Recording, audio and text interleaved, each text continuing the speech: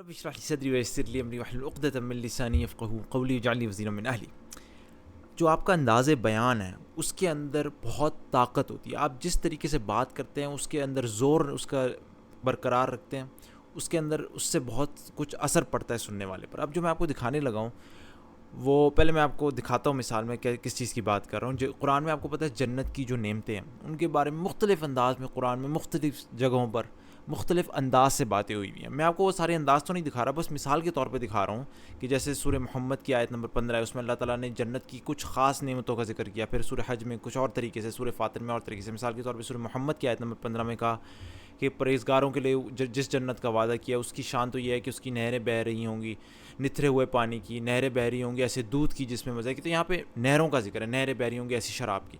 سورہ حج میں جب ذکر کیا آیت نمبر 23 میں تو کہا جو لوگ ایمان لائے جنہوں نے نیک عمل کیا ان کو اللہ ایسی جنتوں میں داخل کرے گا جن کے نیچے نہریں بہہ رہی ہوں گی، وہاں وہ سونے کے کنگنوں اور موتیوں سے آراستہ کیا جائیں گے۔ تو یہاں پہ اور ان کے لباس، یہاں پہ ان کے لباس اور ان کے کنگن وغیرہ کا ذکر ہے۔ سورہ فاطر میں جب جنت کا ذکر کیا تو وہاں پہ سورہ آیت نمبر 33 میں فرمایا ہمیشہ رہنے والی جنتیں جن میں وہ لوگ داخل ہوں گے وہاں انہیں سونے کے کنگنوں اور موتیوں سے آراستہ کیا جائے گا، وہاں ان کے لباس ریشم کے ہوں گے۔ تو مختلف جگہ مختلف قسم کی جنت کی نعمتوں کا ذکر مختلف انداز سے کیا گیا ہے۔ لیکن جس انداز پر میں ابھی آپ فوکس کرنا چاہوں گا اور آپ کو دکھانا چاہوں گا، جس کی طرف میں آپ کی اٹینشن لانا چاہتا ہوں، وہ ہے سورہ بقرہ میں خاص طور پر آیت نمبر 25 میں۔ اور یہاں پہ جس انداز سے جنت کی نعمت کا ذکر کیا گیا ہے، صرف سوچنے کی بات ہے کہ اللہ تعالیٰ نے انداز بیان کو کیسے سیاق و سباق کے اندر رکھا ہوا ہے تاکہ اس کا زور نہ ٹوٹنے پائے سیاق و سباق کا۔ سورہ آیت نمبر 25 میں ترجمہ رکھتا ہوں آپ کے سامنے۔ اعوذ باللہ من الشیطان الرجیم۔ اے پیغمبر، جو لوگ اس کتاب پر ایمان لائے ہیں اور اس کے مطابق اپنے عمل درست کر لیں، انہیں خوشخبری دے دو کہ ان کے لیے ایسے باغ ہیں جن کے نیچے نہریں بہتی ہوں گی۔ ان باغوں کے پھل صورت میں دنیا کے پھلوں سے ملتے جلتے ہوں گے۔ جب کوئی پھل انہیں کھانے کو دیا جائے گا تو وہ کہیں گے کہ ایسے ہی پھل اس سے پہلے دنیا میں ہم کو دیے جاتے تھے، اور ان کے لیے وہاں پاکیزہ بیویاں ہوں گی، وہ ہمیشہ رہیں گے۔ اب جس بات کی طرف میں آپ کی توجہ دلانا چاہتا ہوں وہ یہ ہے کہ اس خاص آیت میں اللہ تعالیٰ نے کیوں جنت کے پھلوں کی مشابہت بنائی کہ جنت کے پھل دنیا کے پھلوں سے ملتے جلتے ہیں۔ باقی آیات میں آپ نے دیکھا سورہ فاطر میں بتایا کہ کس طریقے سے کنگن ہوں گے، لباس ہوں گے ریشم کے، سورہ محمد میں نہروں کا ذکر ہوا۔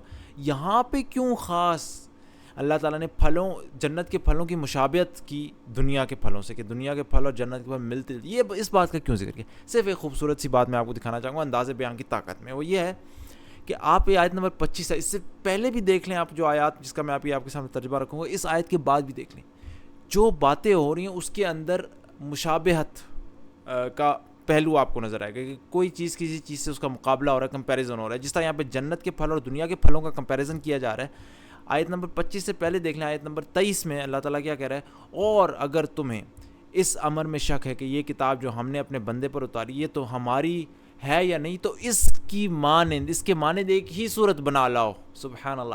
تو پہلے ایک چیلنج دیا گیا تھا جس کے اندر ایک کمپیریزن تھا کہ اگر تمہیں اس کتاب میں شک ہے قرآن میں تو اس جیسی ایک اور کتاب لے آؤ۔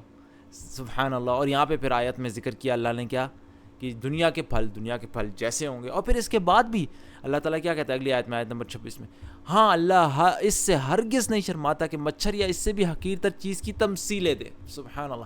اگلی آیت میں بھی مثال کا ذکر ہے، یعنی مثال کا مطلب یہ ہوتا ہے کہ کسی چیز کو کسی دوسری چیز سے کمپیئر کرنا۔ تو سبحان اللہ، پورے سیاق و سباق میں چونکہ کمپیریزن کی باتیں ہو رہی ہیں، پہلے کمپیریزن کی بات ہو رہی تھی کہ قرآن جیسی کوئی کتاب لے کے آؤ، پھر اس آیت کے بعد بات ہو رہی تھی کہ اللہ تعالیٰ مچھر یا اس سے بھی چھوٹی چیز کی مثالیں دینے میں شرماتا نہیں، لہٰذا مناسب تھا کہ جب جنت کا بھی ذکر کیا جائے، آپ دیکھیں کس طریقے سے بیان کی طاقت کے اپنے سیاق و سباق میں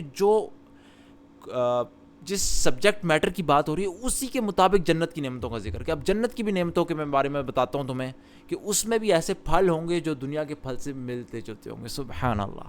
تو میں بس آپ کو یہ دکھانا چاہ رہا تھا کہ قرآن کے انداز بیان کی آپ طاقت دیکھیں کس طریقے سے سیاق و سباق کے ساتھ یہ میچ کرتا ہے۔ تو اللہ تعالیٰ ہمیں یقین دے اس کتاب پر کہ اللہ سبحانہ و تعالیٰ کی طرف سے سبحانک اللہم و بحمدک اشہد ان لا الہ الا انت استغفرک و اتوب الیک۔